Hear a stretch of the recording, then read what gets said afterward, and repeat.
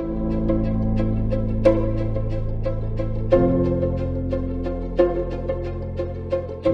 démarre avec vous, docteur Nicolas. Un peu de pédagogie, si vous permettez, pour débuter. Je pense que ça sera utile pour tout le monde. Quand dit-on que la cause d'une maladie d'Alzheimer est héréditaire ? Bonjour à tous, merci pour cette question, merci pour cette session sur la génétique. C'est effectivement un sujet complexe qui mérite qu'on s'y arrête un petit peu. Donc on fait la distinction entre les formes héréditaires pour lesquelles une faute d'orthographe dans un seul gène est suffisante pour développer la maladie. C'est quelque chose de très rare. On estime qu'il y a environ 1 millier de familles en France qui sont concernées. On en a identifié déjà 250 pour qui on connaît précisément la faute d'orthographe qui cause la maladie. C'est la plupart du temps, 99 fois sur 100, des malades jeunes, voire très jeunes. Quand on dit jeune, on parle de moins de 65 ans pour les premiers symptômes de la maladie. Mais en fait, en fonction des gènes concernés, ça peut être 50, 40, 30, voire même avant 30 ans. Vous dites une faute d'orthographe et vous dites à côté des gènes. Ça veut dire que plusieurs gènes peuvent être concernés. Il y a 3 gènes qui sont aujourd'hui connus. Il y a donc le gène APP, tout simplement, qui code pour cette fameuse protéine qui peut être coupée et qui va donner le peptide A-bêta. C'est ce peptide qui s'agrège dans le cerveau des gens et qui donne la maladie d'Alzheimer dans ces formes-là, mais aussi dans les formes non génétiques. Et puis les 2 autres gènes, c'est présénéline 1 et 2, qui sont tout simplement l'enzyme, c'est-à-dire la petite molécule qui va couper la protéine APP pour donner le peptide A-bêta. Donc ces formes familiales, on parlera plutôt de formes héréditaires pour faire la distinction entre présence d'antécédents familiaux et cause. Et cette forme héréditaire nous montre finalement que ce qui cause la maladie, c'est bien le peptide A-bêta, même si ça arrive très très très très longtemps avant les symptômes. Alors on le disait, dans 99% des cas, la cause n'est pas héréditaire, mais on parle de facteurs de risque génétique. Voilà, c'est un domaine qui a énormément avancé dans les dernières années. On a maintenant des technologies d'études des gènes qui sont bien plus importantes que ce qu'on avait il y a 5 ou 10 ans. Donc c'est un domaine qui a explosé en termes de connaissances. Donc il faut bien distinguer les formes donc, héréditaires pour lesquelles une faute d'orthographe dans un des 3 gènes qu'on connaît depuis maintenant très longtemps cause la maladie, très très rare. Et puis finalement, la grande majorité des gens, qu'ils aient un début précoce ou pas, qu'ils aient des antécédents familiaux ou pas, eh bien, la génétique les concerne aussi. Là, on parle de petites différences. C'est des petites différences, certaines sont très rares, certaines sont fréquentes, qui augmentent un petit peu, modérément ou beaucoup, le risque de maladie d'Alzheimer. Et donc on considère que si on considère que la cause de la maladie, c'est un puzzle avec plein de petites pièces, eh bien chacune de ces pièces peut être un facteur de risque. Il y en a qui sont génétiques et puis d'autres qui ne sont pas génétiques. On ne connaît pas très très bien les facteurs non génétiques et on connaît de plus en plus les facteurs génétiques justement qui sont en cours d'identification. Alors Marie-Claude Potier, je vais vous demander de prendre votre micro. On vient de parler donc de ces facteurs de risque génétiques. Quand on est porteur de plusieurs facteurs de risque génétiques, est-ce que ça veut dire qu'obligatoirement on va développer la maladie ? Ce qu'on fait, donc, je pense qu'il a bien expliqué, c'est finalement avoir une méthode qui va additionner ces risques. On ne sait pas si c'est exactement la méthode qu'il faut utiliser, mais en tout cas, ce qu'on peut faire pour le moment, c'est faire un calcul où on a un score de risque, où on additionne tous ces gènes pour lesquels il y a un risque. Mais à nouveau, il y a des gènes pour lesquels le risque est plus important que d'autres. Donc c'est important de le faire. On ne sait pas trop, ça ne marche pas encore très bien. Il faut encore continuer à chercher dans ce domaine. Voilà, on trouve souvent des listes de facteurs de risque qui ont un effet sur une cohorte et puis on va tester une autre cohorte, on ne va plus retrouver ça. Donc il y a encore de la recherche à faire qui est active actuellement. Et on sait qu'en France, on a des groupes, notamment le groupe de Lille de Philippe Amouyal, qui a beaucoup participé à découvrir tous ces facteurs de risque sur des cohortes énormes. On lit très souvent la trisomie 21 à la maladie d'Alzheimer. Pour quelle raison ? Alors, les personnes porteuses de trisomie 21, qui vivent maintenant leur espérance de vie est de l'ordre de 60 ans, mais avant, elles mouraient à jeunes à cause de malformations cardiaques. Donc maintenant qu'on détecte ces malformations, qu'on les opère à la naissance, ces personnes ont une espérance de vie de l'ordre de 60 ans. Et on s'est aperçu, on s'en doutait un peu, parce que les personnes porteuses de trisomie ont 3 copies de ce fameux gène APP. Et donc, le fait d'avoir 3 copies de ce gène est un facteur de risque pour la maladie d'Alzheimer. Donc en vieillissant, leur risque, évidemment, le facteur numéro 1, c'est l'âge. Donc l'âge combiné au fait qu'elles ont 3 copies du gène APP fait que ces personnes ont un risque accru de développer la maladie d'Alzheimer autour de 40 ans à peu près. Je pense que les personnes qui nous écoutent dans la salle doivent se poser la question, finalement, dans quel cas, Gaël Nicolas, est-il utile de faire un test génétique? À ce jour, ce qui a une utilité médicale, c'est de savoir si on est porteur d'une faute d'orthographe dans le gène APP ou présénéline, ou de 3 copies du gène APP, parce qu'on peut aussi être porteur de 3 copies du gène APP sans avoir de duplication. Parce que ça, c'est causal d'une maladie d'Alzheimer, on dit autosomique dominante. L'intérêt, il est surtout pour la famille, parce que d'autres gens de la famille peuvent être concernés.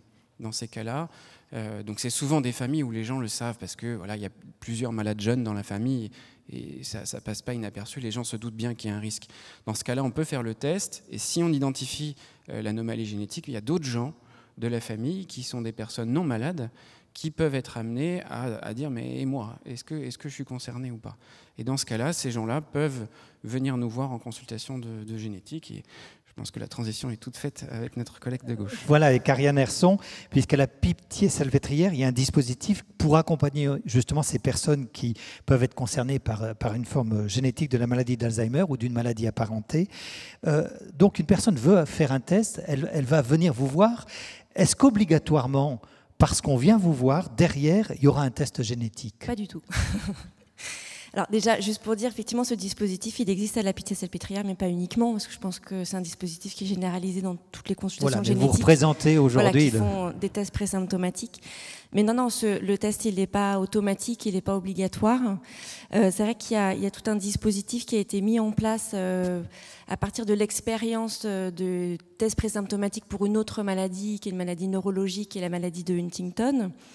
Et en fait, ce dispositif, il est avisé d'accompagner la personne à la fois dans la décision de faire le test ou pas, ou de l'accompagner à préparer un résultat si la personne est bien déterminée à faire cet examen génétique. Une chose qui est importante, c'est que finalement, dans ce dispositif, il y a la notion de temporalité qui est capitale pour nous dans l'accompagnement qu'on propose, avec un premier entretien avec le généticien, souvent un délai avant l'entretien avec pour bien un psychologue. Comprendre, cet entretien avec le généticien, c'est pour comprendre le contexte familial. Oui, très souvent, ce qui est repris, alors vous me corrigerez si j'oublie quelque chose, mais avec la personne qui consulte, c'est les raisons pour lesquelles elle consulte, de constituer l'arbre généalogique, de comprendre l'histoire de la maladie dans la famille, de donner bien sûr des explications génétiques et sur la maladie elle-même. Et donc déjà à partir de là, souvent les personnes peuvent apprendre des choses parfois déjà sur le plan génétique ou même sur la maladie d'Alzheimer elle-même. Et donc une fois qu'ils sont passés chez le généticien, si j'ose dire, quelques semaines après, ils retrouvent donc un psychologue avec qui ils vont parler. Quel est l'état d'esprit des personnes que vous rencontrez à ce moment-là ? Alors, il est très variable parce que, évidemment, même si on parle d'une même maladie, on ne parle pas des mêmes personnes, on ne parle pas des mêmes familles. L'histoire de la maladie dans la famille peut être très différente. Je dirais que la plupart du temps, d'abord, les personnes peuvent se présenter assez anxieuses, inquiètes de savoir qu'est-ce qui peut leur arriver à l'avenir. Est-ce qu'elles sont porteuses actuellement de ce gène responsable de la maladie d'Alzheimer ou pas ?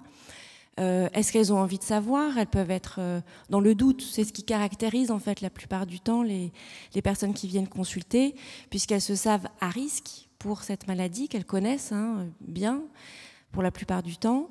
Et en même temps, elles sont en bonne santé au moment où elles se présentent dans cette consultation génétique. Et c'est vraiment la particularité de ces consultations. C'est-à-dire que les personnes qui viennent nous voir sont en bonne santé.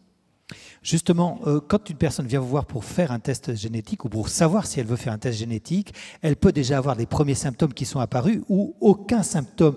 Je présume que l'état d'esprit est très différent selon ces deux cas. Alors, l'état d'esprit, déjà, l'objectif de la consultation elle-même peut être différent. Et l'état d'esprit des personnes peut être différent, mais ça va dépendre surtout du niveau de conscience qu'aura la personne de ses propres symptômes. C'est-à-dire qu'on peut rencontrer une personne qui a débuté des premiers signes de la maladie d'Alzheimer, mais qui ne se rend pas forcément compte, en fait, qu'elle a commencé la maladie. Et il peut arriver que ce soit l'entourage, les proches qui amènent la personne à la consultation. Et une personne peut se présenter, être symptomatique, mais se présenter comme étant asymptomatique. Et dire, voilà, moi, non, je sais qu'il y a un risque, mais finalement, là, pour le moment, je n'ai pas de doute sur mon statut. C'est vrai qu'à ce moment-là, nous, on propose d'accompagner la personne en tenant compte de son niveau de conscience. C'est-à-dire que même si pour le généticien, le neurologue, c'est évident que la personne a commencé la maladie, on va quand même engager le dispositif d'accompagnement au test, comme on le ferait pour une personne présymptomatique, par exemple. Et on peut rencontrer aussi des personnes qui sont complètement asymptomatiques, évidemment, qui vont dire, non, moi je suis asymptomatique, je sais que je suis à risque, et d'autres qui vont être convaincus d'être déjà porteuses de symptômes de la maladie, alors qu'elles sont complètement asymptomatiques. Et donc, effectivement, l'état d'esprit, vous voyez, peut être très différent. Il ne dépend pas forcément du statut réel de la personne, mais plus d'un vécu subjectif. Et aussi, je dirais, un élément important, c'est depuis combien de temps la personne se sait à risque pour la maladie. Autre question importante aussi, puisqu'on parle de génétique, on parle de la famille. L'information ne circule pas obligatoirement au sein des familles. Il y a des grands secrets de famille. Comment vous traitez cette question ? Alors, c'est vrai que c'est une question qui est assez centrale dans les consultations, à la fois les consultations que les généticiens mènent eux-mêmes et puis avec le psychologue. D'abord, la question de l'information à la parentèle, on la traite dans un premier temps en interrogeant la personne, c'est-à-dire pour savoir, en sachant comment la personne elle-même a été informée déjà de son propre risque. Ça nous permet de comprendre effectivement comment l'information circule dans la famille. Très fréquemment, on peut observer des situations de tabou, de secret, mais parfois il s'agit simplement de déni aussi de la maladie. Non, mais la tante, c'est autre chose. Voilà, c'est pas ça. Non, mais ton père, non, mais c'est pas du tout la maladie de ta grand-mère. Il s'agit vraiment d'autre chose. Donc, on peut être vraiment dans soit une volonté de maintenir un secret pour protéger les apparentés, ou un réel déni. Et puis, il y a évidemment beaucoup de familles dans lesquelles on peut dire que l'information circule quand même bien. Et donc, effectivement, la question est très souvent discutée avec la personne, de savoir qu'est-ce que vous allez faire de votre résultat, qui est-ce que vous allez informer de votre résultat, avez-vous déjà parlé de l'existence du risque génétique dans la famille, à vos enfants ou à votre fratrie, par exemple. C'est vrai que c'est une question qui est très délicate, mais finalement, moi je trouve qu'on arrive, en se donnant du temps, aussi en donnant du temps aux personnes, à travailler cette question de comment informer, qui informer, puis qu'est-ce que ça représente aussi d'être le messager de cette information-là auprès de ses apparentés que la plupart du temps on souhaite protéger le plus possible, surtout ne pas les inquiéter. Pourquoi leur en parler alors que peut-être je suis même pas porteur. Enfin voilà. Donc tout ça, c'est des questions qui peuvent se travailler en consultation de génétique. Voilà. Puis une chose importante aussi, si le test est décidé, si le test est fait, la personne qui fait ce test sait à l'avance, a déjà des rendez-vous à l'avance pour les résultats. On ne reçoit pas le résultat dans une enveloppe chez soi. Alors voilà, on ça est c'est accompagné. essentiel. Genre, moi, je parle de l'annonce, mais en fait, c'est les psychologues, ils parlent beaucoup de l'annonce, mais c'est jamais les psychologues qui la font. Ce sont les médecins qui font l'annonce. C'est vrai, hein ? Gaël Nicolas. Je me sens un peu concerné. Juste pour rebondir sur l'histoire de l'information. L'information, elle part de la première personne malade dans la famille, parce qu'on entre dans une famille par une personne malade et on ne sait pas encore qu'il y a une maladie génétique. Donc c'est le neurologue le bien souvent qui va se dire tiens, il y a des antécédents familiaux, il y a un âge précoce, je vais demander l'analyse génétique. Donc nous à Rouen, on va faire l'analyse génétique pour tous les patients français qui en ont besoin, et si on identifie une mutation, on va envoyer un courrier au médecin prescripteur qui va annoncer cela aux patients et aux aidants qui sont présents. Et au cours de cette consultation, une des missions, même, j'allais dire importante, mais même légale, c'est de s'assurer de la transmission de l'information dans la famille. C'est maintenant une obligation légale depuis quelques années, depuis la précédente loi de bioéthique. On doit informer ses apparentés. Alors on n'a pas forcément d'urgence à le faire. Excusez-moi, quand vous dites on doit, qui doit ? La personne qui a signé le consentement de génétique initialement, donc c'est-à-dire la personne malade ou s'il y a une tutelle, le tuteur. Donc évidemment, on est là pour aider les gens. Et donc, on va identifier sur l'arbre généalogique un premier cercle de personnes qui sont concernées, qui doivent être informées. On peut les aider avec des courriers anonymisés, sans révéler le nom de la personne. Alors voilà, on essaie quand même de faire en sorte que l'information passe par la famille, parce que c'est beaucoup plus simple que par courrier. Mais le cas échéant, on peut être amené à envoyer un courrier. Et du coup, les gens qui ne sont pas malades, qui vont vouloir savoir, c'est leur démarche de venir en consultation. Et là, on va s'occuper d'eux. Mais ce qu'il faut comprendre, c'est que quand on n'est pas malade, qu'on appartient à une famille qui est concernée par la forme génétique, le résultat, il compte pour nous. On n'a pas besoin de le transmettre, on n'a pas d'obligation à le transmettre, son propre résultat. Il faut que la famille soit informée qu'il existe un résultat, qu'il existe quelque chose, qu'il existe une anomalie génétique dans la famille qui potentiellement peut les concerner, mais on n'est pas obligé de dire « moi je suis porteur » ou « moi je ne suis pas porteur », sauf évidemment si c'est la descendance. Et là, c'est d'autres questions qu'effectivement on aborde au cours des consultations de diagnostic présymptomatique. Peut-être un mot sur la recherche, Marie-Claude Potier. Que peut apprendre la recherche aujourd'hui sur les formes génétiques de la maladie d'Alzheimer ? Alors, on le voit, on l'a vu depuis les découvertes des premières mutations. Et c'est vrai que dans les années 90, ça a quand même permis de développer toute la recherche autour des gènes concernés par les mutations. Et évidemment, une grande partie de la recherche, et on voit les traitements actuellement qui sont en essai thérapeutique, tournent autour de ces découvertes des formes génétiques, puisqu'on sait que donc, une faute de frappe dans ce gène causera la maladie. Donc, in fine, même si beaucoup d'autres mécanismes sont impliqués dans le développement de la maladie, on sait que cette faute de frappe est quand même importante et vraiment décisive pour la maladie. Donc, il y a une recherche autour des gènes qui provoquent ces maladies génétiques, donc le gène amyloïde, de l'APP, toute la pathologie amyloïde, mais aussi la pathologie Tau.